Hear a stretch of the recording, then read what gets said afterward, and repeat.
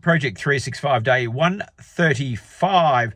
So today I was doing a garden install and took the GoPro out today. Thought I'd do a nice time lapse. I'm going to show you what that time lapse is. Hopefully when I'm back there tomorrow it will improve, because you'll see fail number one on my video. It's awful. I can't say much at all. Anyway, I'll let you decide, and you decide how bad my daily video was today. Tomorrow will be better. Fingers crossed.